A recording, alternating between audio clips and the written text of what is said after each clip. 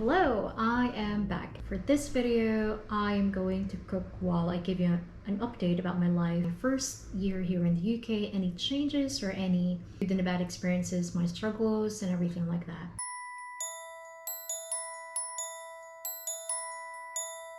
I'm going to cook a linguine in creamy spicy tomato sauce. So let's do that now. I've been staying here in the UK for about 1 year and 4 months already, and I realized there have been a lot of challenges that came across. On my first 3 months, I was really excited to, start a new chapter in my life, and after that, I started to encounter the reality of being alone abroad. And although I've already started working abroad years back, and I stayed abroad for about almost 6 years. So yeah, it has not been always good for me. I think we'll start with the weather because that's like really remarkable for me. When I came over here in the UK, the winter was about to finish. It was a perfect time to come here. But then a lot of people at work who's been staying here for a long time, they've been telling me that, oh, you gotta get ready for winter because winter is depressing. That was the word, depressing. I was like, okay, I don't want to be depressed because I've already experienced that before my first time going abroad. It was really terrible. I don't like the feeling. Come December, I was like, oh, it's okay. I'm not depressed at all. I'm okay. But I'm telling you, the weather plays a major role here in the UK because even if it's not winter, when it starts to become cloudy and when it's about to rain, the environment just becomes so gloomy. No matter what you do, it's affecting your mood.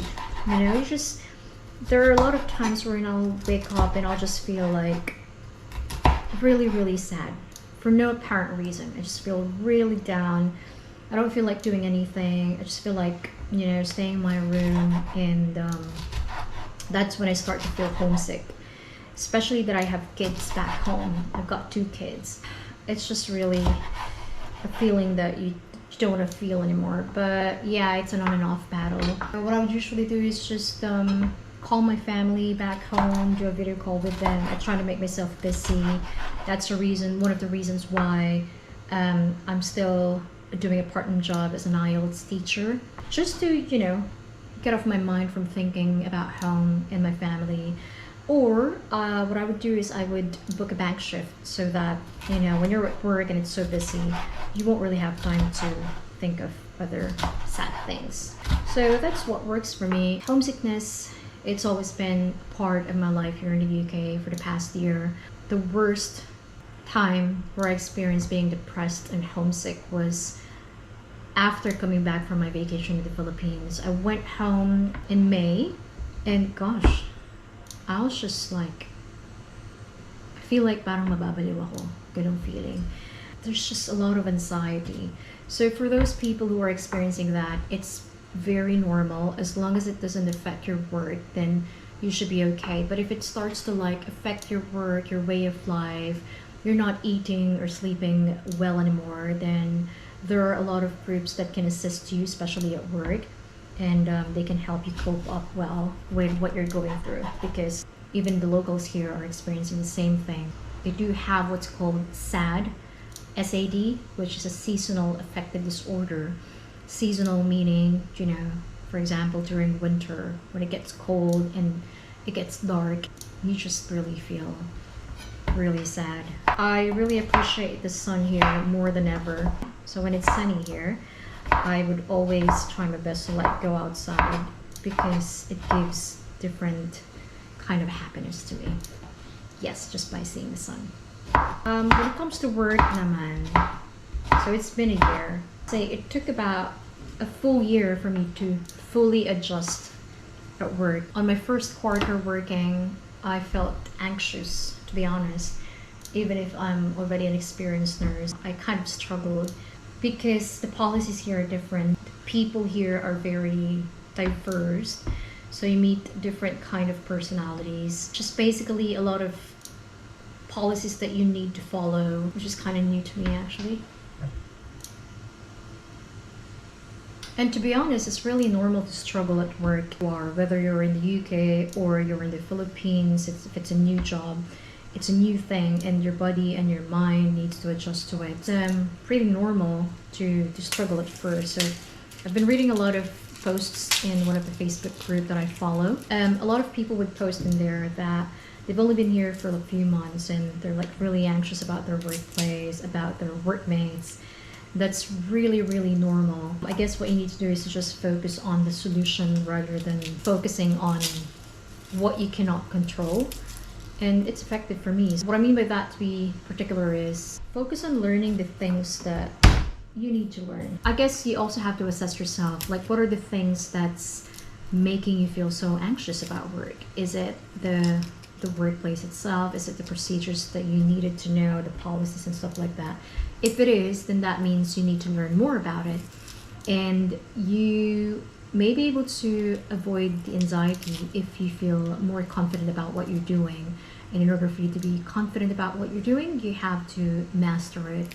So yeah, learning here is continuous. And even if we do have support at work, you still have to practice autonomy and independence. Language barrier, a lot of people have been experiencing issues with that as well, and that obviously includes me. And although I speak well in English, that doesn't mean that I know everything. I think I've become accustomed into speaking in English 90% of the time when I stayed here in the UK. Based on my experience, I'm still having a hard time understanding some of the accents because there's just a lot of accents here in the UK. But I do get their humor. It's nice to talk to them. I still feel like it's difficult to understand some of them, not just the British. Like I said, there's a very diverse culture here in the UK. So people from the Africa, it would be difficult for me to understand them sometimes. I think you just need to be truthful about that. If you don't understand them, then better to tell them you don't understand them. Just, can you speak slowly? The same advice that I would give, like I've given before. I don't feel ashamed of that because, like I said, it's better to be honest. It would be better if you would practice speaking in English more. For me, even when I'm with my Filipino friends, I do speak in English. Taglish. My friends, they would speak in English, especially for those who've been staying here for a long time. I think I'll get better in time. It's just that, it's kind of confusing sometimes because the British terms are so much different compared to the American terms, which we Filipinos have been accustomed to. It's just hard to unlearn American terms. Finances naman, when it comes to finances, I've been more conscious about the way I spend money. I used to okay, I'm gonna go shopping because I'm stressed.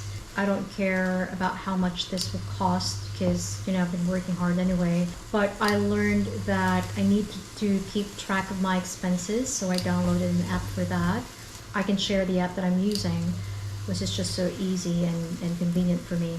Apart from that, I bought this piggy bank. What happens is I do save money. I transfer it to a separate bank account so that I won't have to touch that, or I'm not tempted to touch that. But there are times wherein I would still, get money from that. So what I did was I bought a piggy bank. Every month I would allot a few pounds in there. That way I won't have any way to get the money from it. When it comes to my travel or hobbies, that's what I really love here in the UK because of the work-life balance that they do offer. I get to do what I want to do. I really like hiking. I would make sure that I do hike at least once a month. I do meet my friends, go out in the city about 2-3 times a month. It depends on my mood or my schedule. I've been into learning how to play the guitar as well. Shopping is still a hobby, but I'm more conscious about the way I spend. If before I don't track my expenses, now I do. If I want something, then I would have to do a bank shift for that, or I would still have to debate with myself and justify, do I really need this? So that's how I make sure that I spend my money wisely. I'm still teaching, by the way. I'm still coaching students for IELTS. Teaching has always been a part of my life. I like teaching people. I like sharing information that I know that will help them or benefit them. But I minimize my working hours because I also want to have some me time and I want to have some rest and I want to enjoy my day off. There are times wherein I would just lay in my bed, watch movies, eat whatever I want to eat. Rest is really important. And in relation to that, I have stopped booking a bank shift. Like I used to do a lot of bank shifts. Came to a point wherein I got so much tired and I became sick during my holidays. So overall, my stay here in the UK has been really lovely. I've been learning about the culture of the British people. They are still really polite and really nice. It's really a place that I think I would be settling for. I think my kids will be safe in here. I still have a lot of my friends who would convince me to like transfer to the US or to Australia. And although that is something that I might want to consider, it's just that it feels like England is home for me. I feel really comfortable here. I feel really happy, really nice. The weather, it's not so much of an issue anymore. It's only the cost of living that would be my issue for now, because it could be the inflation rate that's increasing anywhere else in the world. But I think cost of living here in the UK is just really high compared to other countries. But for now, I'm really enjoying everything in here. There's so much more that I need to explore. I really like knowing about different culture when it comes to work, like the challenges. Even if I'm struggling, I'm learning something new. Give me much more confidence about my career, and also the promotion of like the growth professionally is really good. The UK gives me a lot of opportunity to up my skills. Everything has been good so far. I like the independence here. I love everything. I hope that gives you a taste of a UK nurse experiencing her first year here in the UK. And although this is a bit subjective, but it will help you decide where do you really want to go. So far, I've been enjoying the place. That's all for tonight. I hope to see you again, and thank you for watching. Bye.